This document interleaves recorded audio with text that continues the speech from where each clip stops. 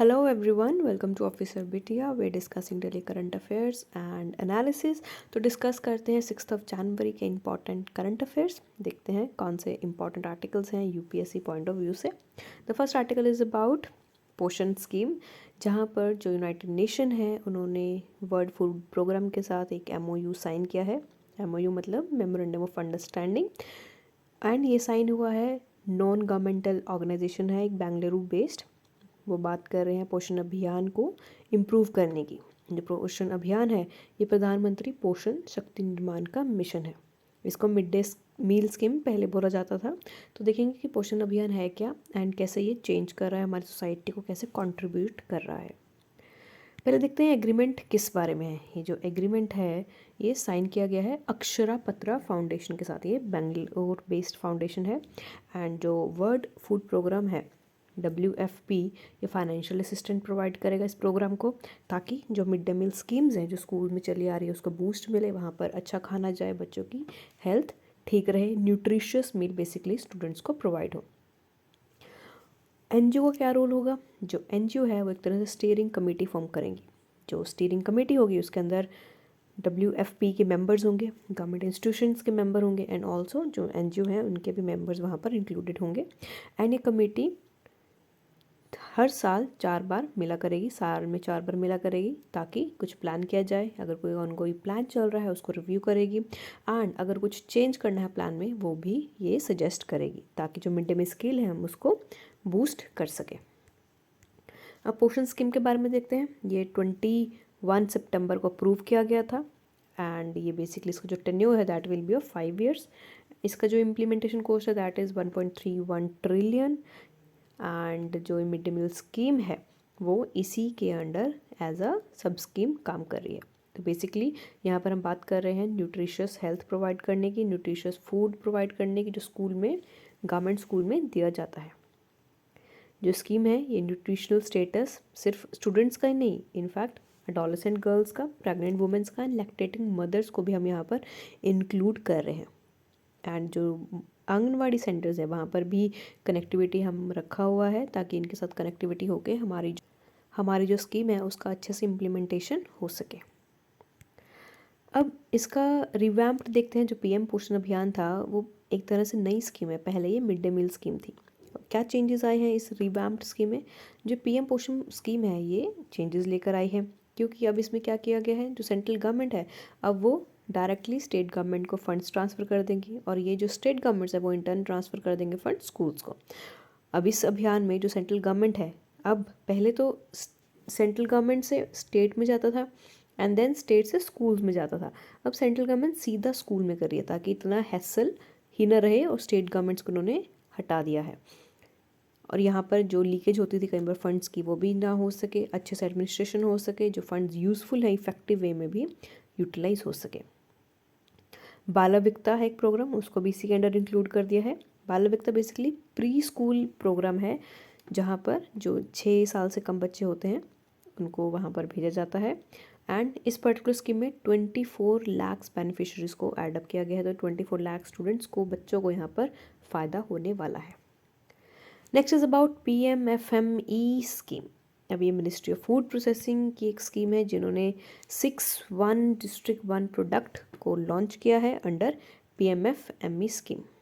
And ये PMFME scheme है क्या? That is Pradhan Mantri formalisation of micro food processing enterprises.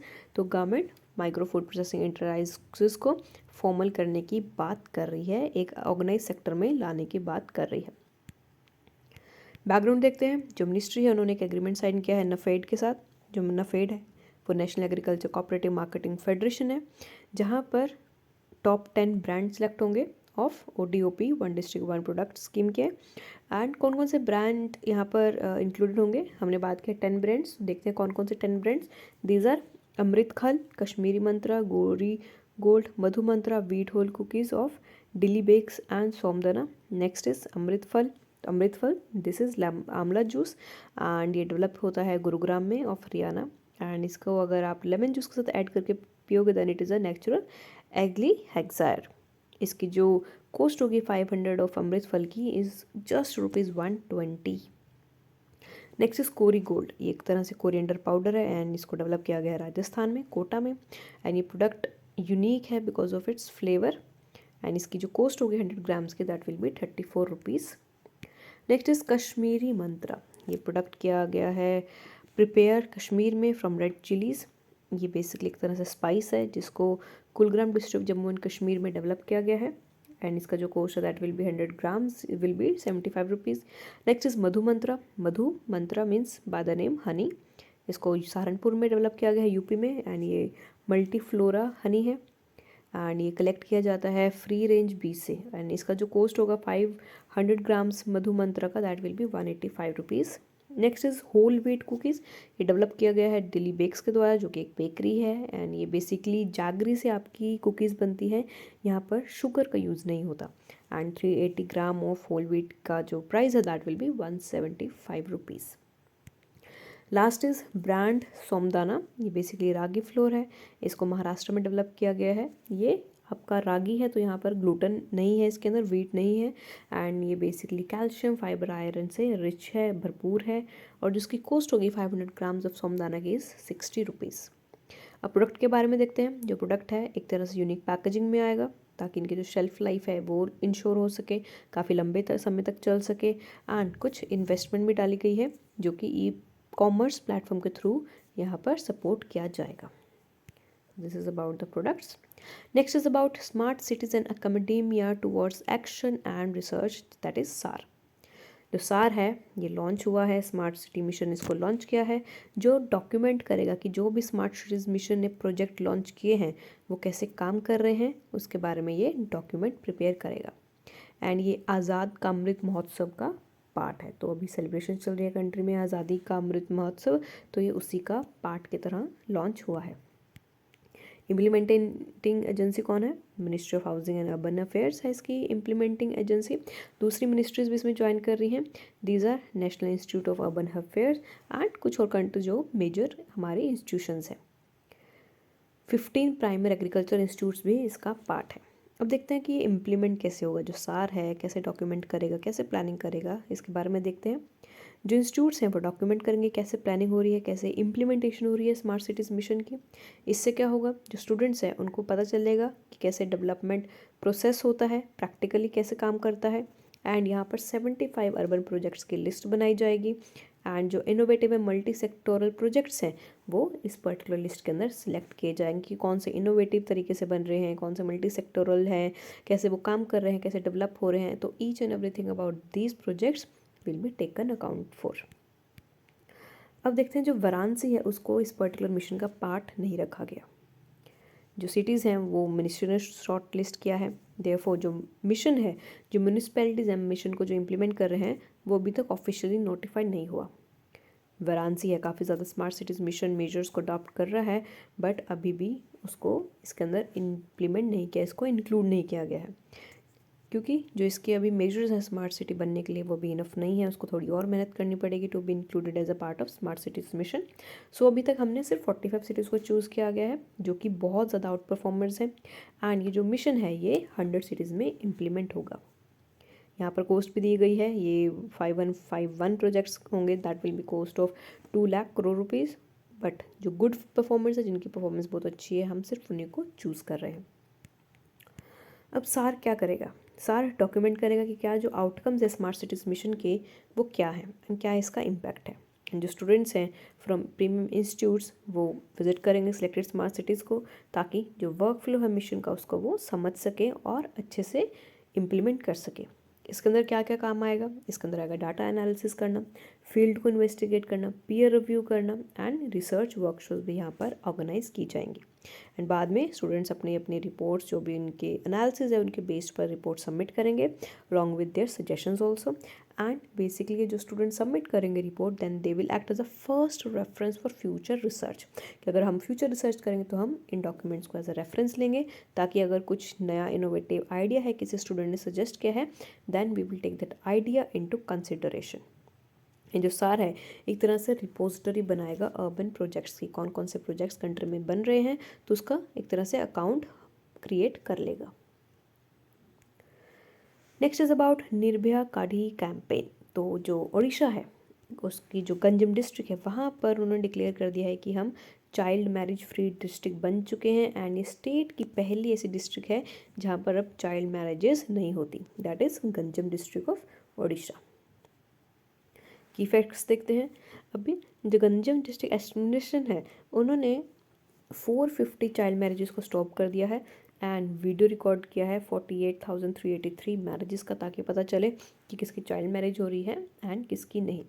And यहाँ पर जब मैरिज हो रही है उन्होंने कंपलसरी प्रोविज़न लेकर आए हैं, आधार कार्ड दिखाना, ताकि पता चले कि कौन सा जो इंडिविजुअल है उसकी क्या एज है, so that we get to know कि कौन सा पर्सन चाइल्ड मैरिज कर रहा है या करवा रहा है। निर्भया कार्डी का मतलब क्या है, that is Nirbhaya means fearless, कार्डी मीन्स बट। तो जो कार्डी प्रोग्राम है गंजम डिस्ट्रिक्ट में स्टार्ट किया गया है, ताकि एडोल्सेंट गर्ल्स की जो स्कूल से उनको निकाल दिया जाता है, ताकि उनकी शादी कराई जा रही है, ताकि उनको हम काउंसिल करें।